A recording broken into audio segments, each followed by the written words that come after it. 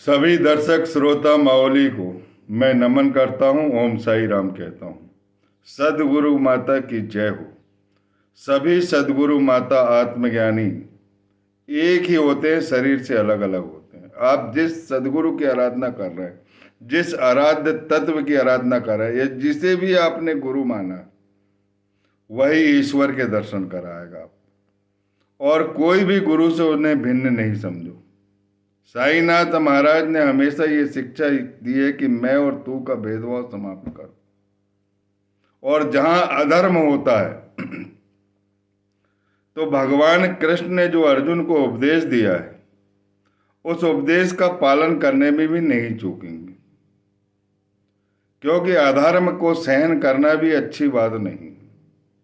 हे बेटा बेटी, ध्यान पूर्वक, मनन पूर्वक, भक्ति पूर्वक इस आत्मज्ञानी की कथाओं को सुनो। आपने चौथा कलशो अध्याय इस साई चरित्र से, जो हेमांड पद द्वारा लिखित है, वह सुना। और उसमें एक विशेष बात आपने सुनी है कि साईनाथ महाराज 17 वर्ष की उम्र में नीम के पेड़ के नीचे साधनारत अवस्था में प्रकट हुए और शिरडी में सबसे पहले नाना चोपदार की मां ने देखा और वहां से कहानी चालू हुई। और ये कहानी आगे गई। एक विशेष बात मैं ये बता देना चाहता हूँ, साईं चरित्र में वो बात उल्लेखित होगी आगे जाकर। काशी की एक विदुषी महिला, बहुत विद्वान महिला, वेद वेदांत में पारंगत, ब्रह्ममार्गी, और उसने पाथर्डी ग्राम गई, वहां पूरी जानकारी इस साईनाथ महाराज की ली। कुछ साथियों के साथ, अपने विद्वान साथियों के साथ, साईनाथ महाराज वाम मार्गी है या ब्रह्म मार्गी है, इसका परीक्षण करने के लिए एक बार द्वारका माई में पहुंची। किताब में लिखा, आगे कथा में आएगा आपको। और पहले जो पुराना एडिशन था उसमें है ये कथा 6वें या 7वें अध्याय में। और जो वह पहुंची द्वारका माई में, और जैसे ही द्वारका माई में पहुंचती और साईनाथ महाराज की दृष्टि से दृष्टिपात होता है उनका, दोनों एक दूसरे को देखते हैं, तो साईनाथ महाराज अपने हृदय पर हाथ रखकर कहते हैं कि यह पाथर्डी ग्राम का ब्राह्मण है, शुद्ध ब्राह्मण है। इस यहां पर वाम मार्गी का कोई प्रयोजन नहीं। वाम मार्गी मेरी मस्जिद में नहीं चढ़ेगा, ना ही भविष्य में चढ़ने का प्रयत्न करेगा। ये किताब में आगे आएगा, पुरानी एडिशन की किताब में है जहां की मैं ये बात कर रहा हूं। साईनाथ महाराज ने खुद उनसे कहा था एक बार मेलतापति से कि मैं पाथर्डी ग्राम का ब्राह्मण हूं, मेरी मां ने एक संत को मुझे सौंप दिया था, और यहां पर कुछ वाम मार्गी और ब्रह्म मार्गी का परीक्षण करने आ रहे हैं। ये बात की चर्चा चली थी, तभी काशी बाई कानिटकर, जो एक विदुषी विद्वान महिला थी, वो पहुंच गई और उनके साथी भी उनके साथ में थे। तब साईनाथ महाराज ने अपने हृदय पर हाथ रखकर कहा कि ये शुद्ध ब्राह्मण है, शुद्ध पाथर्डी ग्राम का ब्राह्मण है। यहां पर किसी वाम मार्गी को प्रवेश नहीं मिलेगा, ना ही वो इस मस्जिद की सीढ़ी पर चढ़ने का प्रयत्न करेगा। इस बात को दासगणु महाराज को महलसा पति के द्वारा पता लगा, और दासगणु महाराज और नरसिम्हा स्वामी दोनों जन्म के बारे में, साईनाथ महाराज के जन्म के बारे में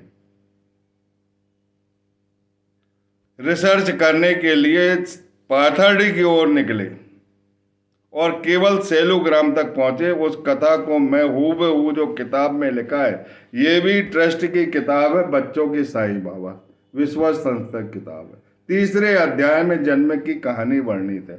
मुझे ये लगता है कि दासगणु महाराज और नरसिम्हा स्वामी का अगर ये जन्म की कथा मिल जाती तो वो साईं चरित्र में लिखना नहीं भूलते। लेकिन एक बात जरूर लिखी है पुराने एडिशन में कि साईनाथ महाराज ने खुद कहा है कि मैं ब्राह्मण हूं और पाथर्डी ग्राम में मेरा जन्म हुआ है। और जो परीक्षण करने वाली जो कथा मैंने आपको बता दिया, अभी समझा दिया, उससे समझ ही गए होंगे कि साईनाथ महाराज हिंदू है या मुसलमान हो। हालांकि मुझे हिंदू मुसलमान से कोई लेना देना नहीं है। मुझे सिर्फ एक ही चीज़ से लेना देना है कि उनका जो उपदेश है उससे ईश्वरीयता स्पष्ट झलकती है। और उन्होंने मुझे स्वयं स्वप्न में राजा राम का मंत्र दिया और ये भी मंत्र दिया है कृष्ण का, वसुदेव सुतम देवम कंस चाणूरमर्दनम देवकी परमानंदम साईं कृष्णम वंदे जगत। तो मुझे तो पूरा विश्वास है, और आप जिस गुरु में भी विश्वास रखें वही गोविंद के दर्शन कराएगा। लेकिन इस कथा को भी सुन लीजिए जो उनके जन्म की कथा है, जो साईं सच्चरित में वर्णित नहीं है। ये बच्चों की साईं बाबा नामक किताब है। इसको लिखा है विकास मेहता ने लिखा है इसे। और इसके तीसरे अध्याय में ये वर्णित है, चमत्कार है इसमें। अध्याय 3, विषय बाबा के गुरु श्री साईं बाबा के अनन्य भक्त श्री गणपतराव दत्तात्रेय सहस्त्रबुद्धे दास गणो जी का नाम है ये, एवं श्री वी नरसिम्हा स्वामी पाथर्डी के लिए निकले और सेलू तक पहुंच गए थे एवं उन्होंने इस संबंध में महत्वपूर्ण जानकारी एकत्रित की थी। सन 1901 में दासगणों महाराज सेलू गए और उन्होंने निम्नलिखित जानकारी बताई थी। सेलू एवं पाथर्डी के बीच 15 मील की दूरी है। सेलू के निवासी श्री गोपाल राव देशमुख उपनाम बैनकुसा एक महान संत थे, भाविक भक्त थे। वह भगवान वेंकटेश के परम भक्त थे। वह जंतुर के पेशवाओं की मिलिट्री के गवर्नर थे एवं उनका कारोबार संभालते थे। इस्लामी निजाम की नीतियों के खिलाफ होने के कारण वह पेशवाओं की ओर से लड़ाई लड़ते थे। मराठवाड़ा में श्री शिवाजी महाराज के पश्चात पेशवाओं का कारोबार देखते थे। 14 जनवरी सन 1761 की पानीपत की लड़ाई में मराठवाड़ा की सेना अफगान फौज से हार गई थी। उस समय अफगान फौज के सरदार अहमद शाह दुर्रानी थे। गोपाल राव में एक अच्छे सेना प्रमुख की अच्छाइयां थी, संत प्रकृति भी थी। इसीलिए पेशवाओं ने उन्हें देशमुख की उपाधि से मनोनीत किया था। जंतुर की समस्त जगह की रक्षा गोपाल राव देशमुख करते थे। जहां एक और फौज के नायक लोगों पर अत्याचार करते थे, वहीं दूसरी ओर गोपाल राव के पास अच्छे लोगों की भीड़ लगी रहती थी। वह अपनी दया के कारण चारों ओर से विख्यात हो चुके थे। एक बार गोपाल राव उत्तर भारत की तीर्थ यात्रा के लिए घर से निकले और रास्ते में अहमदाबाद में फकीर सुभाग शाह की दरगाह पर दर्शनों के लिए पहुंचे। जैसे ही मस्जिद में उन्होंने प्रवेश किया, स्वयं ही उनकी आंखों से प्रसन्नता और प्रेम के आंसू अविरल झरने लगे। वह ईश्वर की स्तुति गान करने लगे। उसी समय वहां भविष्यवाणी हुई, गोपाल राव, तुम पूर्व जन्म में काशी के संत रामानंद थे। अब तुम गृहस्थ आश्रम में हो। तुम्हारा शिष्य कबीर भी तुम्हें जल्दी मिलने वाला है। उसने एक भिक्षुक परिवार में जन्म ले लिया है, फकीर के घर जन्म ले लिया है। घर लौटने पर गोपाल राव ने पाया कि उनके पुत्र लक्ष्मण की मृत्यु हो गई, लेकिन संत की प्रवृत्ति होने के कारण गोपाल राव को पुत्र की मृत्यु का ज्यादा दुख और संताप नहीं हुआ। कुछ दिनों के बाद एक स्त्री अपने हाथों में हरे कंगन पहने हुए थे गोपाल राव के पास पाथर्डी गांव से आई। स्त्री के कंधे पर लगभग 5 वर्षीय बालक था, जिसने फटे पुराने चिथड़े पहने हुए थे और उसके मुंह में रोटी का गोला था। उस स्त्री के पति की कुछ दिनों पहले मृत्यु हो चुकी थी और पति के अंतिम आदेशानुसार स्त्री संत गोपाल राव के पास आई थी। गोपाल राव ने पहले तो उन्हें शरण देने में मना कर दिया, लेकिन फिर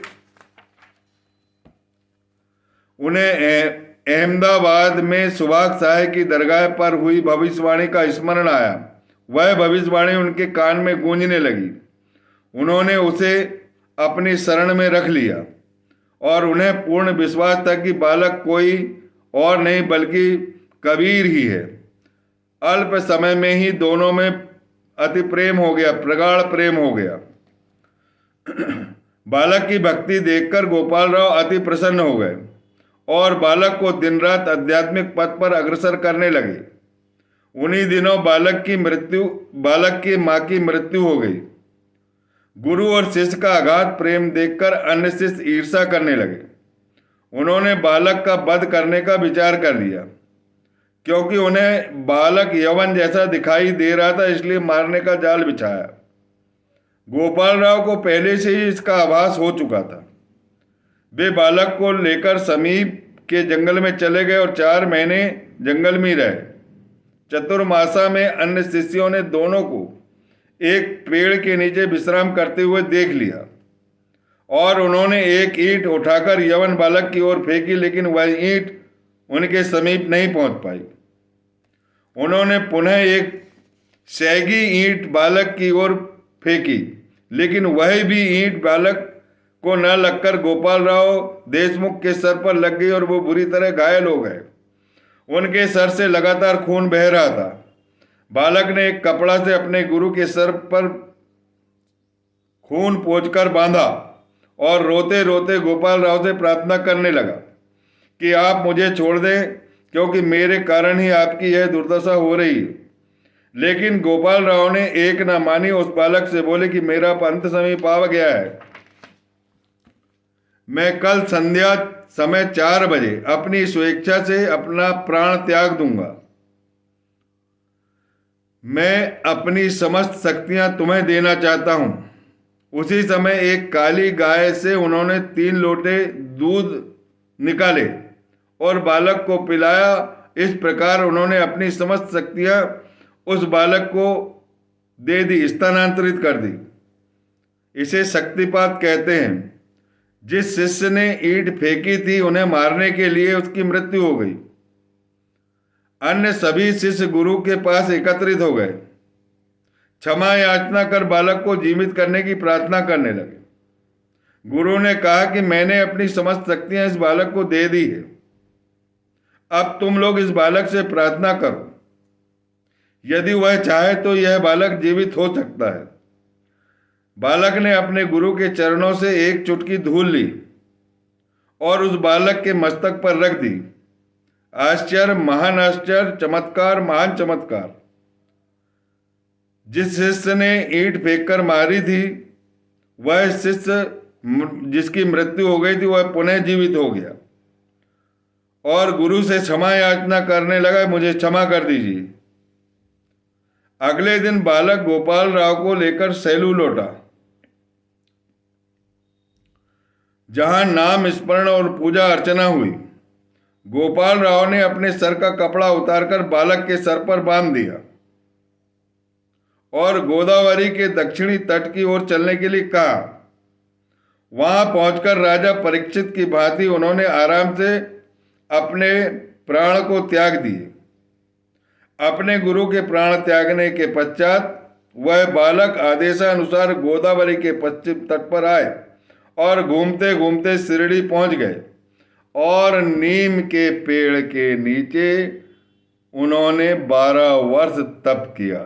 इस गुप्त रहस्य को किसी से नहीं बताया, ना ही किसी ने देखा। वही गोपाल राव के शिष्य इस बात को जानते हैं। और फिर जब 17 वर्ष की उम्र हो गई, 17 से 20 वर्ष की उम्र थी, तब वो तारुण्य अवस्था में नीम के पेड़ के नीचे प्रकट हुए, क्योंकि उनकी साधना सिद्ध हो चुकी थी और नीम की जो पत्तियां हैं, उनकी साधना उनके गुरु प्रेम के कारण मीठी हो चुकी थी, सुधा श्रावण करने लगी थी। तब वो इस साधना रत अवस्था को त्याग कर बाहर 17 से 20 वर्ष की तारुण्य अवस्था में नीम के पेड़ के नीचे नाना चौबदार की मां को सर्वप्रथम दिखाई दी और उसने पूरे गांव में इस बात को बताई। सारे गांव के लोग इकट्ठे हो गए। उसी समय खंडोबा का संचार एक व्यक्ति को हो गया। उस व्यक्ति ने कुदाली मंगाया, बोले इस जगह को खोद कर देखो। नीम के पेड़ के नीचे खोदकर देखा गया। एक पत्थर के नीचे 4 दिए जलते मिले और ईंट दिखाई दी और गौमुखी गुफा दिखाई दी जहां लकड़ी के तख्ते और फूल दिखाई दिए। फिर उसे उसी देव के अनुसार, जिसे देव का संचार हुआ था खंडोबा का, उसी देव के अनुसार की आज्ञा अनुसार पुनः उस जगह को ढांक दिया गया और उसके बाद वह बालक वहां से अंतर ध्यान हुआ। दूसरी बार वो जब आएगा तो एक शादी बारात के साथ आएंगे।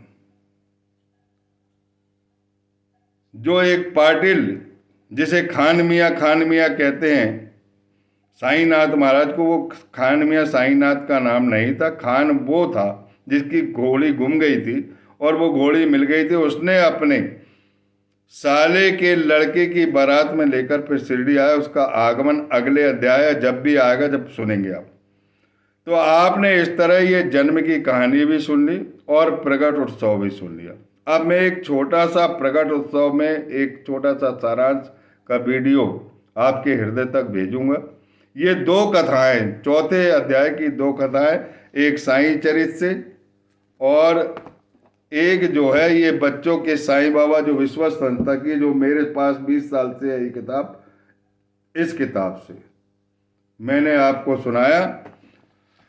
जो इस कथा को सुनेगा उसका सर्व कल्याण होगा। गुरु वहां पर प्रकट होंगे, देवघर आपका जीवित रहेगा। जितने भी देवता, अपने को किसी से परहेज नहीं करना।